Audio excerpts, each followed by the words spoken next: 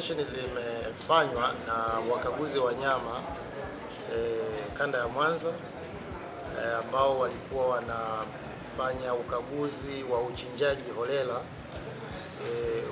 wa mifugo ambayo ilikuwa unaendelea katika mkoa wa Mwanza. Na baada ya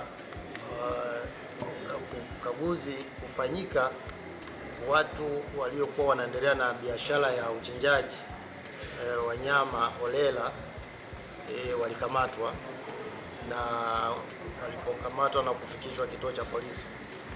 Sasa taratibu za kuwapeleka kuwafikisha kwenye vyombo vya sheria zinaendelea, lakini kabla ya kufika kwenye vyombo vya sheria, ikiwa ni kuwapeleka moja wapo mahakamani, watu hawa walikuja bodi ya nyama kwa ajili ya kuomba waweze kusikilizwa hoja zao, kwa nini wamekuwa wakiendelea na uchinjaji. Kwa sababu uchinjaji huu uliokuwa unaofanyika mkoa wa Mwanza una imani za kidini kwa ajili ya kutoa sadaka. Sasa waliweza kuwatumia mashehe wa mkoa wa Mwanza kwa ajili ya kuomba kuweza kupata suluhu ya jambo hili, kwamba wakiomba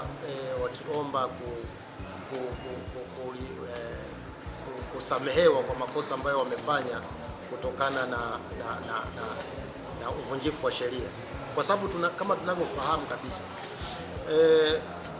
uchinjaji wa wanyama unaongozwa na sheria. Kuna sheria kama 3 ambazo zinasimamia uchinjaji wa nyama. Kwanza kuna sheria ya magonjwa ya wanyama ya mwaka 2003 na kanuni zake za mwaka 2007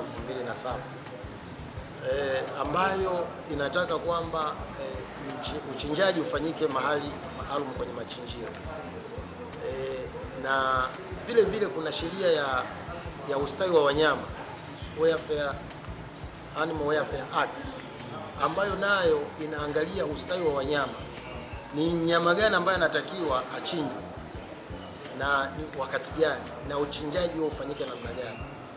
Lakini vile vile kuna sheria ya 3 ambayo ni sheria ya tasnia ya nyama, ambayo inasimamia miundombinu mbalimbali ikiwa pamoja na machinjio, kwamba ili nyama bora iweze kupatikana lazima izalishwe, ikachinjiwe kwenye machinjio ambayo yako kwa mujibu wa sheria. Sasa uchinjaji uliokuwa unaoendelea na ulikuwa ukiendelea kabla ya kukamatwa hawa watu wanaoendeleza hivi vitendo vya uchinjaji holela, ulikuwa unafanywa katika maeneo ambayo sio sahihi kwa mujibu wa sheria zetu 3 nilizozitaja hapo awali. Kwa hiyo kwa mantiki hiyo tunaendelea, lakini kikao chetu cha leo hapa ilikuwa ni kujaribu kutafuta suluhu ili kuweza kutokomeza uchinjaji huu unaoendelea, kwa sababu uchinjaji huu umekuwa na madhara makubwa, kwa sababu uchinjaji unafanyika, wale watu wanaopewa hiyo sadaka badala ya kwenda kuitumia wamekuwa wakienda kuuza mitaani. Kwa hiyo umekuta kwamba usalama wa ile nyama, ikizingatia nyama ni chakula ambacho ni rahisi kuharibika, unakuta kinauzwa mitaani tofauti na hakiuzwi kwenye vyombo vile ambavyo ni stahiki, kwa sababu nyama kwa mujibu wa sheria inatakiwa ikae muda wote kwenye hali ya ubaridi. Sasa unakuta watu wanauza nyama kwenye mabeseni na kwenye mitaa.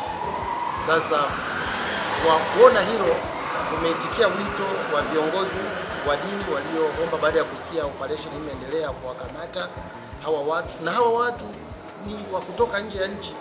Unakuta wengine wanatoka Morocco, Misri, nadhani nchi kama Algeria.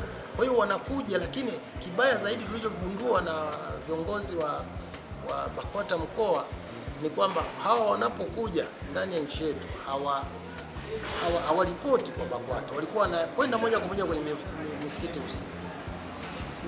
ukiwauliza na BAKWATA tulishawaandikia barua tofauti kuanzia mwaka jana kuhusu watu wanaoendelea na hizo shughuli na wenyewe waweze kusimamia, lakini hawa watu wamekuwa wakifanya hizo shughuli bila kuhusisha BAKWATA. Kwa hiyo BAKWATA baada ya kuona hili swala leo tumeamua kukaa nao na wale watu wamekili na wamekutwa na makosa 12.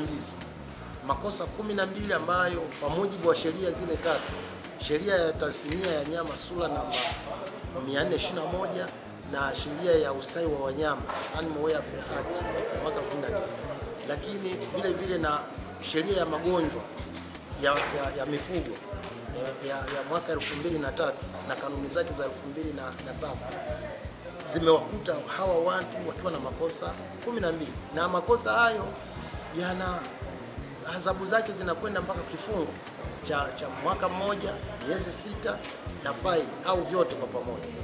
Kwa hiyo sasa tunajaribu kuangalia lengo la hiki kikao ambacho tumekifanya hapa ni kutokomeza huu uchinjaji holela ambao umekuwa ukiendelea hapa, ambao unahatarisha afya za walaji wa nyama hiyo, kwa sababu tunaamini kabisa kama Bodi ya Nyama Tanzania, nyama hiyo inayouzwa mitaani